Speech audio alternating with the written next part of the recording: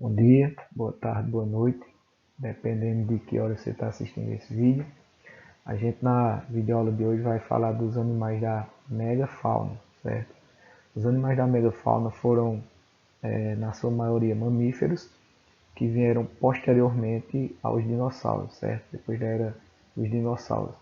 Então, os animais da megafauna, eles habitaram, eles foram contemporâneos do ser humano, né? Então quer dizer que o ser humano vivia junto desses animais, caçavam esses animais e também era caçado por esses animais. Então a gente vê que a megafauna não só aconteceu no mundo, em outros países do mundo, mas também no Brasil. Então aconteceu no mundo todo, certo? Esses animais eram gigantescos, chegavam a medir 4 metros de altura, chegaram a pesar 400 quilos. Então a gente vai ver um pouco desses animais da megafauna, certo? Isso estadia aqui na Terra e convivência com as espécies que compõem a megafauna, elas são todas extintas, né, atualmente, devido a vários fatores. Ou devido à era glacial, né, ter acabado, ou seja, o planeta esquentou e esses animais de grande porte eles eram acostumados com frio, né, por doenças devido a esse descongelamento do planeta, né, e também pela a caça predatória do ser humano. Certo? Esses animais, eles, há aproximadamente 12 mil anos, que eles viveram, né, tem seus últimos resquícios de vida.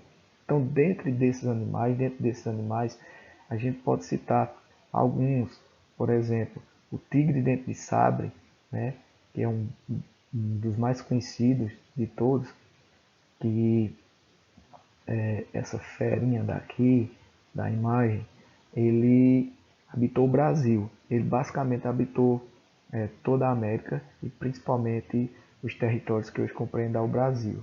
Certo? Aqui tem a ficha técnica dele, né, que era carnívoro, chegava a 1,5 m de altura, pesava 350 quilos. É uma espécie que ela tinha parentesco, ou seja, os atuais tigres eles descendem dessa espécie, certo? Habitava todo o território brasileiro. Sabre são aquelas as presas, né, dos dentes de sabre. Para você ter uma noção, se você pegar uma régua, a, a presa chegava a 30 centímetros, ou seja, maiorzinho do que esse controle. Imagina um tigre com dois sabres, né, medindo aí 30 centímetros. Sabres são os dentes do tigre, certo? Então, os dentes do tigre eram chamados sabres, por isso que é tigre dente de sabre.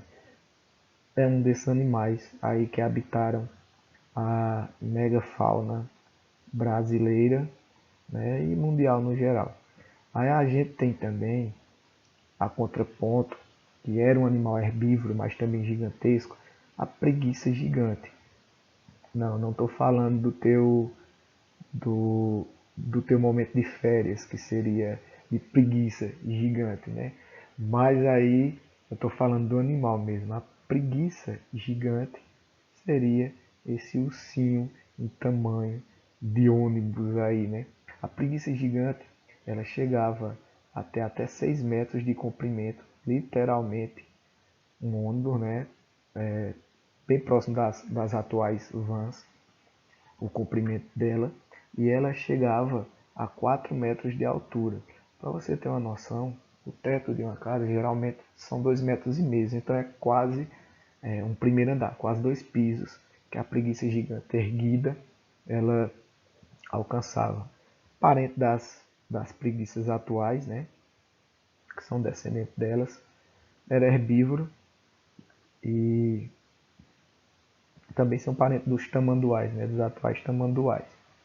Habitava também todo o território brasileiro, certo? Aqui em Pernambuco já foram encontrados fósseis de preguiça, certo? E no Nordeste, a principal região, na Bahia, que são encontrados ossos de preguiça gigante até hoje. Aí a gente tem três animaizinhos que não são tão conhecidos como o dente de sabre e a preguiça, mas também tem sua importância, certo? Tem um que ele é até um pouco estranho, que ele tem esse bico aqui, é o Chinochinótero. Inclusive o nome também é tão estranho quanto o animal. O animal também é herbívoro, pesava 800 quilos, ou seja, pesava mais de 2 tigres dentro de sabre, certo? E a alimentação é herbívora também, encontrado mais no norte da Bahia e no sul de Minas, certo? Tem também o glipidonte, que ele tinha até 2 metros de comprimento, ou seja, mais comprido que um carro, incluindo a cauda, claro. E a alimentação também é herbívora, certo? Ele é o tatu gigante. Ele é o parente do atual tatu, certo? Ele pode ser considerado o tatu gigante. E tem o mastodonte. Esse eu acho que vocês já ouviram falar. O mastodonte, ele é um parente do elefante, né? Ele habitou o Brasil também. Todos esses animais que eu falei, os 5 animais que eu falei até agora, eles habitaram o Brasil também. O mastodonte, ele, dependendo da espécie, ele era até menor do que os atuais elefantes africanos, só que mais robusto, né? Eles são parentes dos mamutes, né, que não habitaram o Brasil, mas também são considerados animais da megafauna. E por que extinto?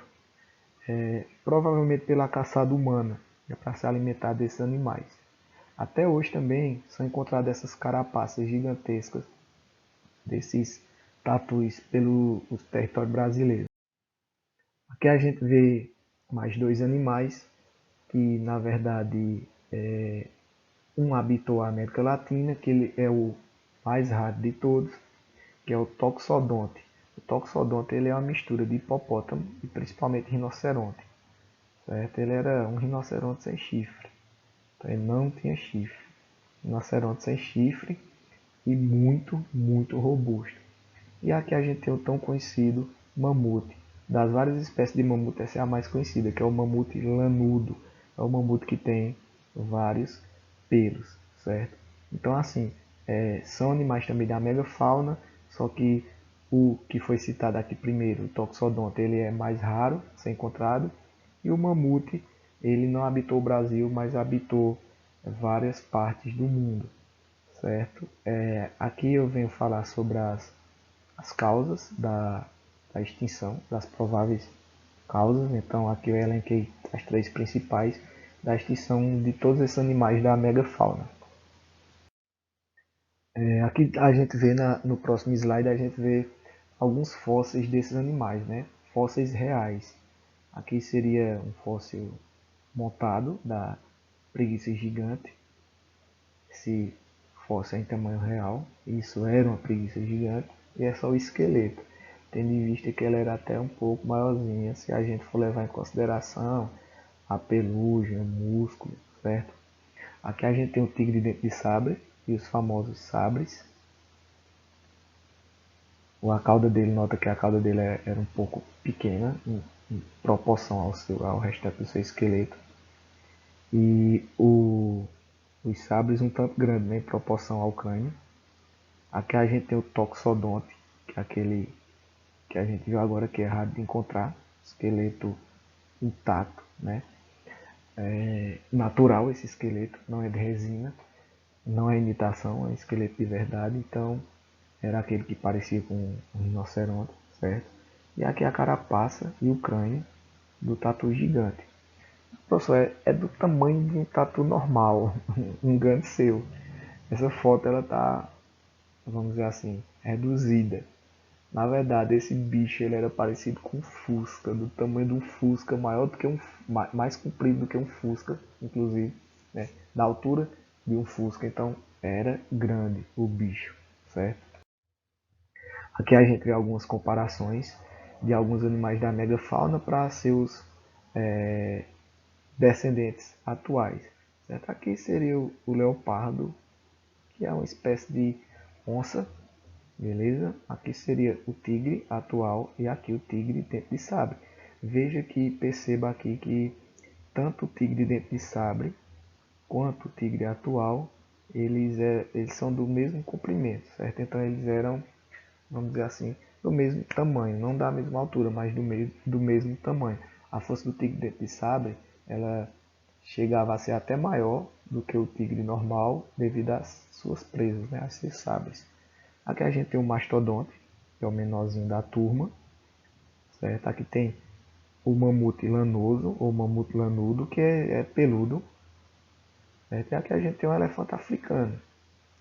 O elefante africano era basicamente do mesmo tamanho do seu ancestral, só que seu ancestral muito mais forte, muito mais musculoso e com as presas, os marfins, né, muito mais rígido do que seus outros dois parentes, certo?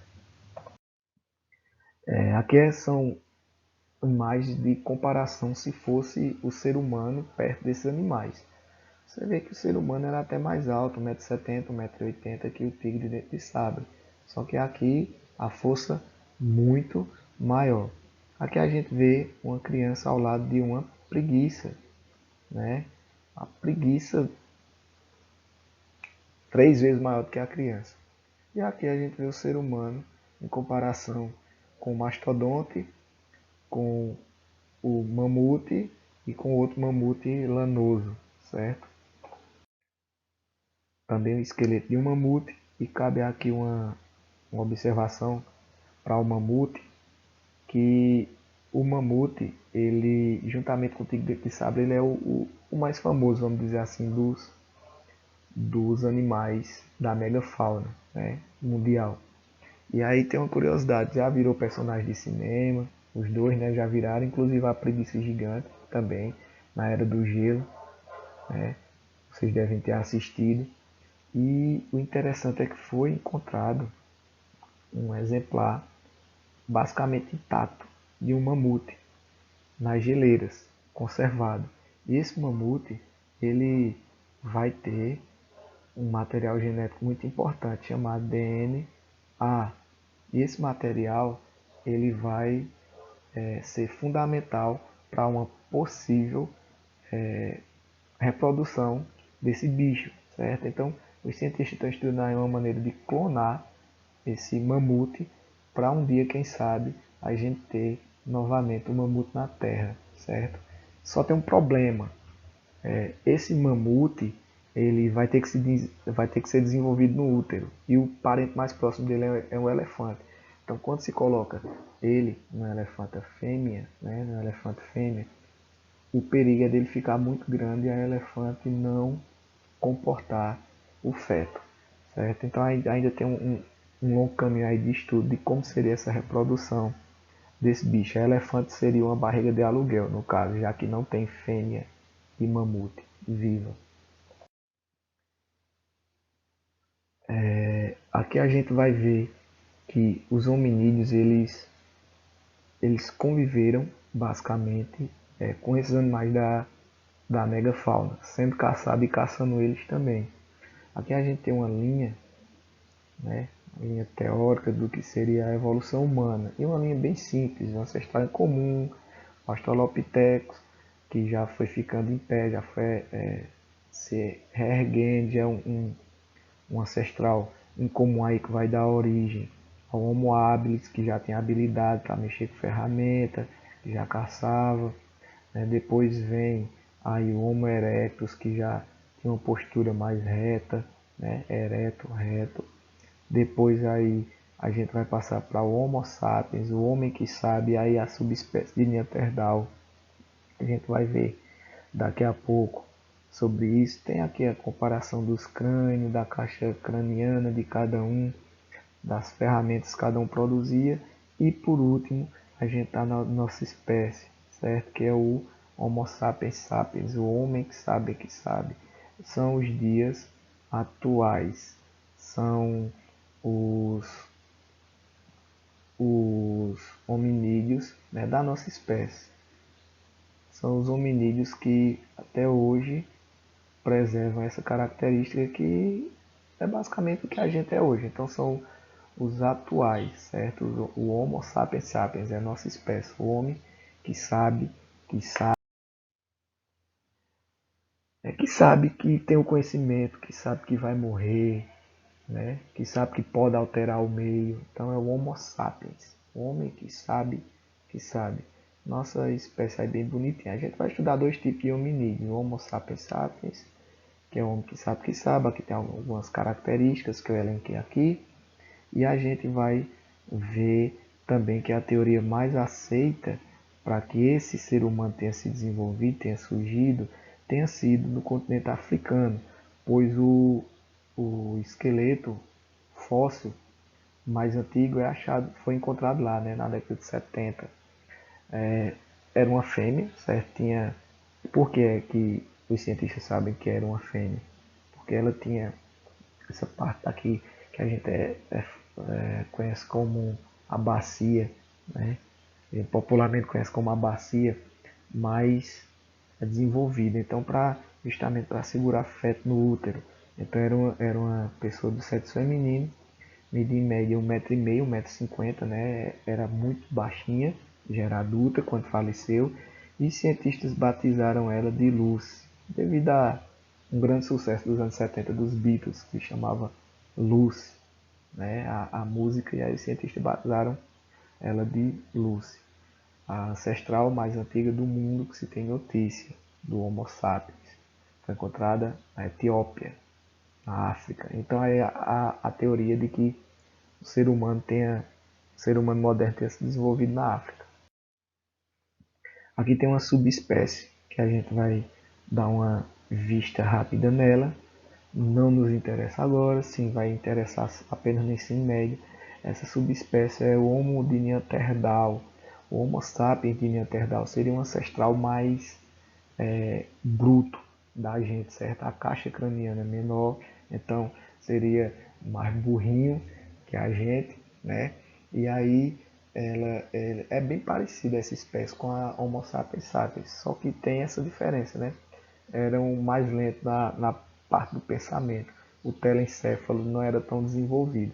Então, o homem de Neanderthal é uma subespécie dos hominídeos e é assim conhecido porque foi encontrado no Vale de Neanter, que é lá na Alemanha, que fica lá na Alemanha, certo? Essa espécie ela conviveu com o Homo sapiens sapiens, eles foram contemporâneos. E aí há duas teorias de que o Homo sapiens, por ser mais inteligente, tinha vencido as batalhas e extinguido essa espécie, ou eles se assimilaram, o Homo sapiens e o Homo de Neanderthal, e criaram o Homo sapiens sapiens, o Homo moderno. Aí essas duas teorias. Aqui a gente vai ver a diferença entre caçadores e coletores e agricultores e pastores. Os primeiros hominídeos, eles eram caçadores, coletores. Eles caçavam, eles eram carniceiros, eles pegavam animais mortos, eles caçavam animais, eles colhiam frutos, colhiam raízes, né? A priori, a maneira que esses primeiros grupos eles tiveram de estratégia foi essa, de sair em nomadismo, ou seja, eram grupos nômades, no máximo de 20 pessoas, que saíam por aí, saíam caçando, moravam em cavernas, certo? Então, assim, não tinha moradia fixa, faltou água, faltou alimento, o que é que eles fazem? Eles vão se deslocar para outros locais. E por quê? Porque eles não têm moradia fixa, porque eles não plantavam, eles não criavam animais, então eles sempre se deslocavam quando faltava alimento. É a famosa idade da pedra lascada, onde eles faziam ferramentas com lascas de pedras. Que ferramentas essas? Pontas de lança, certo? Flechas. Então, tudo isso para caça. E aí o ser humano vai se desenvolver justamente por isso, porque vai se alimentar de proteína animal, de carne, né, que vai dar energia a mais. Aí a gente vê que aqui houve uma evolução, certo? Com a agricultura e o pastoreio. Então aí, como eles eram agricultores e pastores, eles tinham agora um local fixo para ficar. Eles começaram a construir suas moradias, eles começaram a criar seus animais para domesticar, não só para ajudar na caça, como também para o abate, como matar esses animais, começaram a cultivar alimentos, entendeu? Então aí já vai surgindo as primeiras vilas, os primeiros povoamentos, já processar o alimento, fazer farinha, entendeu? Cozinhar o alimento. Então aí A gente viu na unidade passada a importância do fogo para os hominídeos em geral, ou pré-histórico. A gente viu também que esses agricultores eles tiveram mais tempo livre para fazer o quê? Para fazer arte, para se reproduzir, para aumentar a sua população. Então, essas pessoas elas viviam mais, vamos dizer assim, confortáveis. Claro que também não eram tão confortáveis assim a vida aí, mas viviam mais confortáveis que os da Pedra Lascada. Aí já está no Neolítico, certo? E não mais no Paleolítico. Aí já é a idade da pedra polida. Então a maior invenção da pré-história, a gente já sabe, está cansado de saber disso, foi a agricultura. Com a agricultura o ser humano não precisou mais se deslocar para caçar, não precisou mais se arriscar sua vida para caçar, para trazer alimento. Agora ele já tem um alimento, agora eles já criavam animais justamente para esse fim, eles já plantavam, eles já colhiam, eles já processavam seus alimentos, já se utilizava do fogo para processar esses alimentos e aí já faziam suas casas, ia aumentando a população, certo? E aí a gente foi dominando o mundo a partir do Neolítico. Nesse período, há os povos ceramistas. Aqui no Brasil a gente tem muito na região norte, na região do povo Majuara, a da ilha de Marajó, certo? No Pará, também tem no Amazonas, essas cerâmicas. Elas eram de várias utilidades. Então o homem aprendeu a usar o barro, certo? Cozido em fornos para lhe auxiliar a carregar água, a armazenar alimentos, a fazer escultura de seu Deus. Então a religião aí já se mostrava presente, a criar urnas funerárias, então armazenava os corpos. Como não tinha caixão, armazenava os corpos dos seus entes queridos. Geralmente eles eram enterrados sentados, né?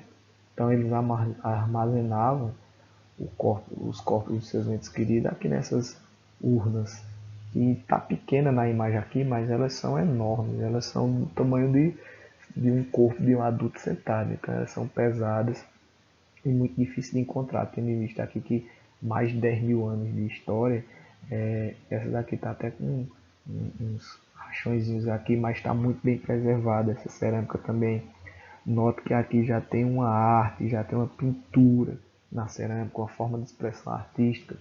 Os deuses também, os primeiros deuses, as primeiras divindades, elas eram matriarcais, ou seja, era a mãe, né? E aí a gente vê uns seios protuberantes, que isso quer dizer o quê? Isso quer dizer fertilidade, né?